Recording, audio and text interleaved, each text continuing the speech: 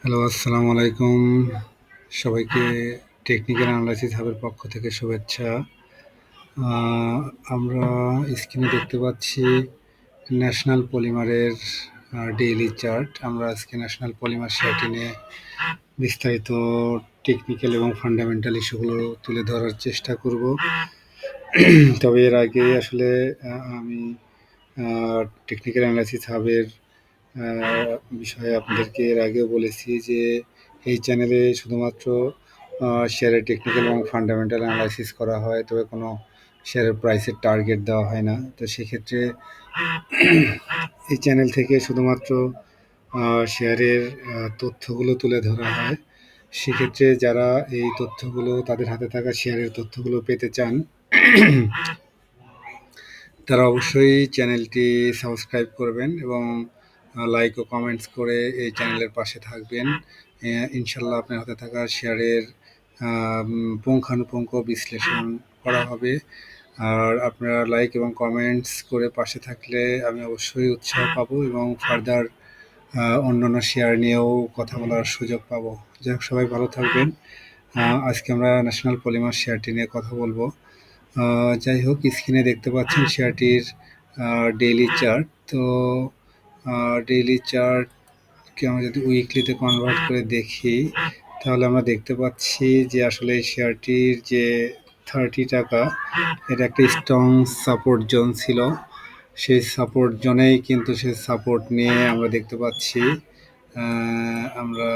পাচ্ছি শেয়ারটি কিন্তু last almost 4 সপ্তাহ বা 5 সপ্তাহ মোটামুটি ভালো একটা প্রাইসের মুভমেন্ট বা তার যে ডাউন ট্রেন্ড ভেঙে যে আপ ট্রেন্ডের দিকে যাওয়ার যে একটা লক্ষণ, সেটা কিন্তু আমরা দেখতে পাচ্ছি। পাশাপাশি নিচের দিকে আমরা দেখতে পাচ্ছি যে শেয়ারটি কিন্তু প্রায় 5 সপ্তাহই হলো প্রাইসের মুভমেন্ট হয়েছে, অ্যাজ ওয়েল অ্যাজ শেয়ারটি কিন্তু তার ভলিউম কিন্তু আস্তে আস্তে বেড়ে যাচ্ছে। তো যাই হোক, সামনের দিকে শেয়ারটির আমরা দেখতে পাচ্ছি একটা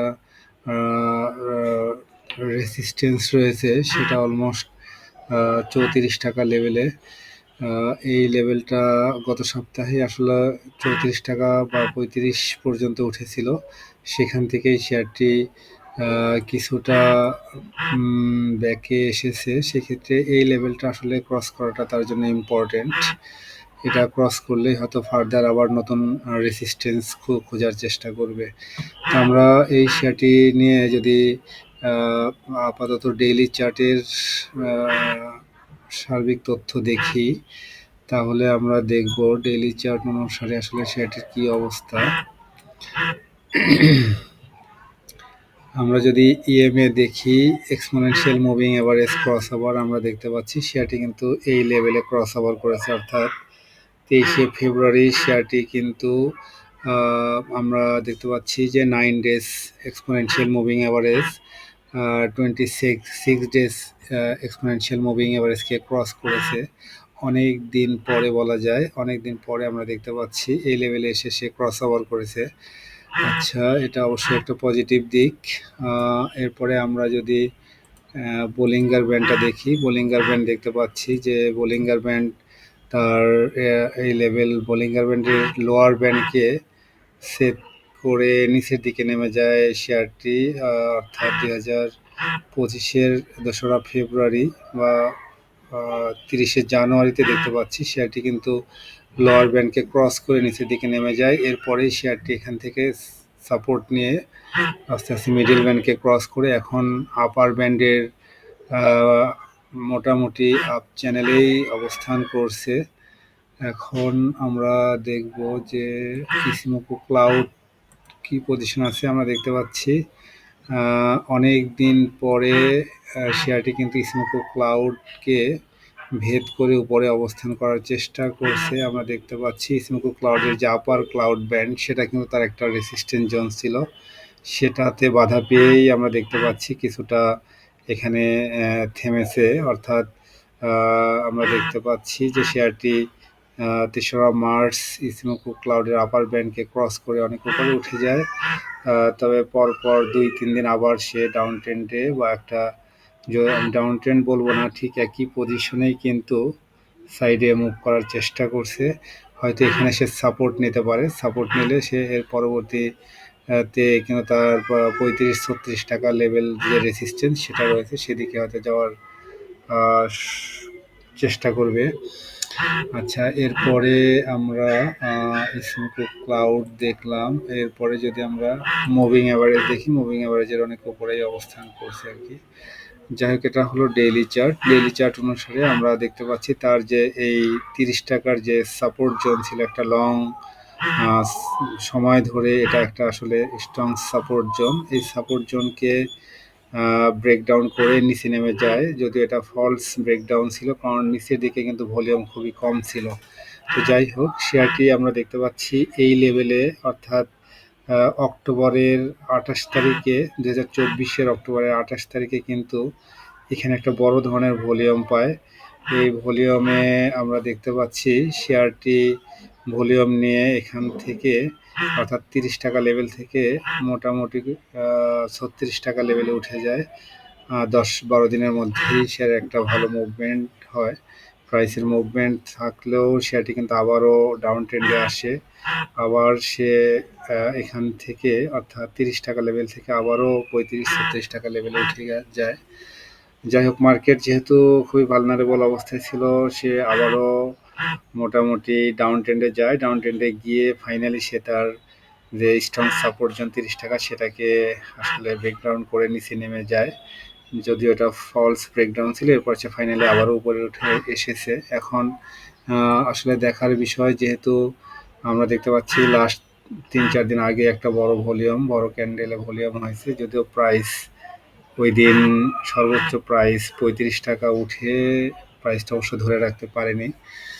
তো আসলে এই লেভেলটা 35 বা 36 টাকার এই লেভেলটা আসলে তার জন্য একটা স্ট্রং রেসিস্ট্যান্ট জোন। এটা তাকে ভাঙতে হবে উইথ ভলিউম।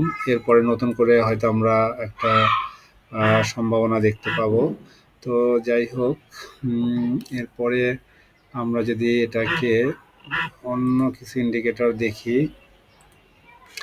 আমরা দেখতে পাচ্ছি ম্যাকডি কিন্তু দীর্ঘদিন আমরা দেখতে পাচ্ছি 2024-এর সেপ্টেম্বরের পর থেকেই কিন্তু ম্যাকডি আমরা দেখতে পাচ্ছি যে জিরো লাইনের নিচে আসে, অর্থাৎ ম্যাকডি লাইন এবং সিগন্যাল লাইন দুইটা জিরো লাইনের নিচে ছিল অলমোস্ট সেপ্টেম্বর থেকে।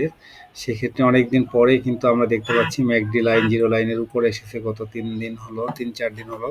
তো সেক্ষেত্রে এটা অবশ্যই পজিটিভ যে অনেক লম্বা সময় পার করেছে ম্যাকডি জিরো লাইনের নিচে, যদিও হিস্টোগ্রামগুলো কয়েকবারই গ্রিন অর্থাৎ জিরো লাইনের উপরে ক্রিয়েট করেছে, তারপরেও লাইন দুটি কিন্তু বারবারই উপরে যাওয়ার চেষ্টা করে ফাইনালি হয়তো আমরা দেখতে পাচ্ছি যে ফেব্রুয়ারি 23 তারিখ, অর্থাৎ 2025-এর ফেব্রুয়ারি 23 তারিখে ফাইনালি ম্যাকডি জিরো লাইনের উপরে উঠেছে। তো যাই হোক, অনেকদিন পরে যেহেতু ম্যাকডি জিরো লাইনের উপরে এসেছে, সেটা অবশ্যই পজিটিভ। আমরা এটাকে যদি উইকলিতে দেখি, উইকলি চার্ট অনুসারে আমরা দেখতে পাচ্ছি লাস্ট 3 উইকস আমরা দেখতে পাচ্ছি যে ম্যাকডি লাইন, সিগন্যাল লাইন একে অপরকে ক্রস করেছে এবং হিস্টোগ্রামগুলোও কিন্তু জিরো লাইনের উপরে ক্রিয়েট করেছে, সেটা অবশ্যই পজিটিভ উইকলি চার্ট অনুসারে।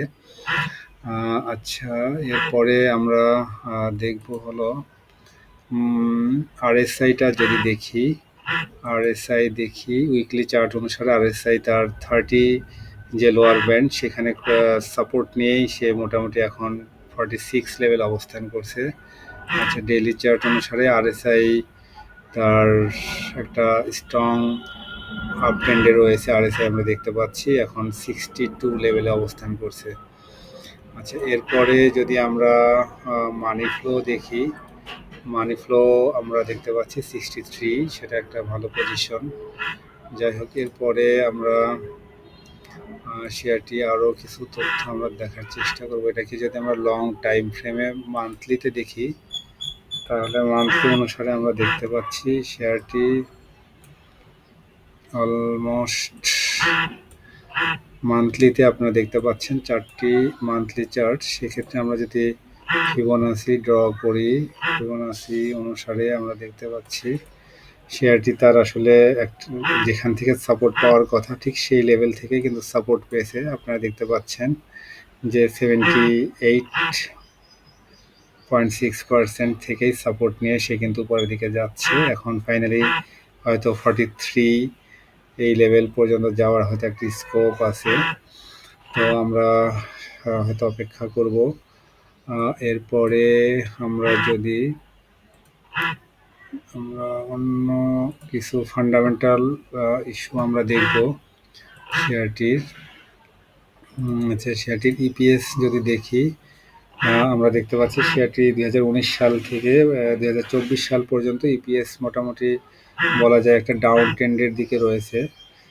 আচ্ছা, এরপরে যদি আমরা দেখি ন্যাব দেখে আসি।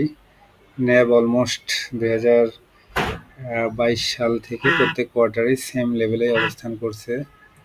আমরা যদি শেয়ার হোল্ডিং দেখি, শেয়ার হোল্ডিংয়েরও তেমন পরিবর্তন নাই। ডিভিডেন্ড যদি দেখি, ডিভিডেন্ড অলমোস্ট লাস্ট 3 বছর আমরা দেখতে পাচ্ছি ডিভিডেন্ডের হিস্ট্রি অলমোস্ট সেম পজিশনে রয়েছে। আচ্ছা, এরপরে যদি আমরা দেখি আর তেমন sectoral chart almost sectoral chart যদি দেখি, সেক্টরাল চার্ট কিছুটা ডাউন ট্রেন্ডে, যদিও ভলিউম খুবই ন্যারো হয়ে আসছে। আচ্ছা, এরপরে আমরা যদি অন্য কিছু আমরা দেখে আসি, অন্য ফান্ডামেন্টাল ইস্যুগুলো দেখব।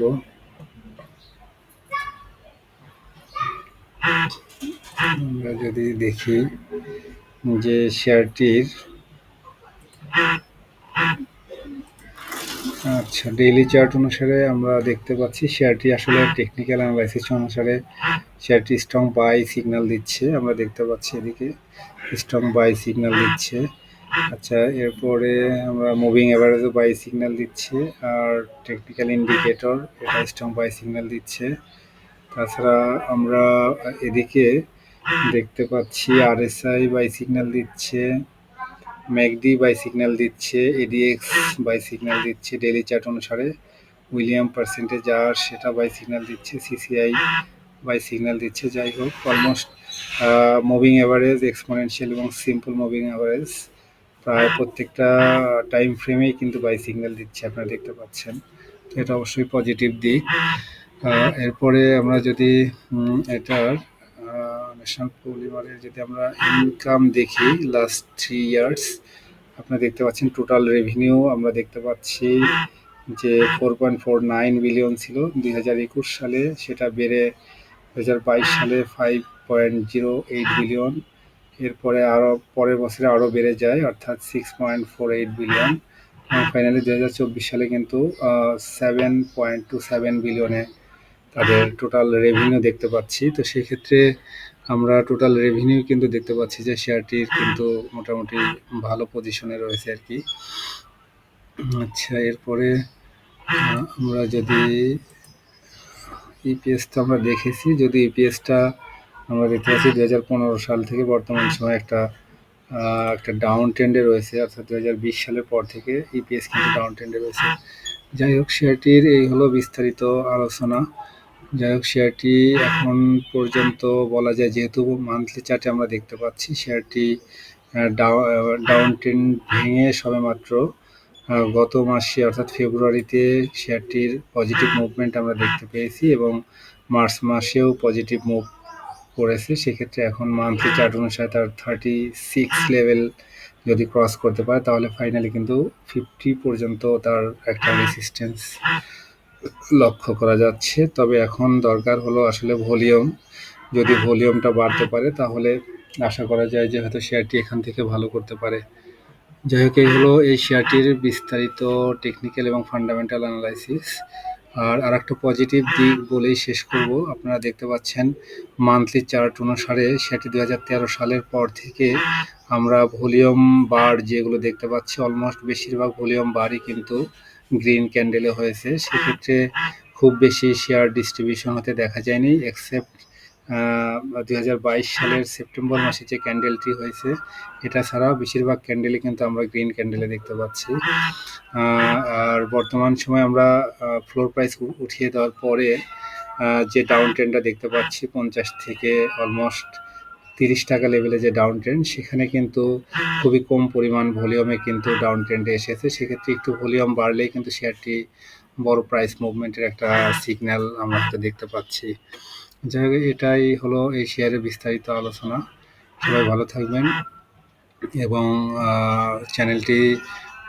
চ্যানেলটি সাবস্ক্রাইব করে এই চ্যানেলের পাশে থাকবেন। সবাইকে অনেক ধন্যবাদ। সবার জন্য শুভকামনা থাকলো। আসসালামু আলাইকুম।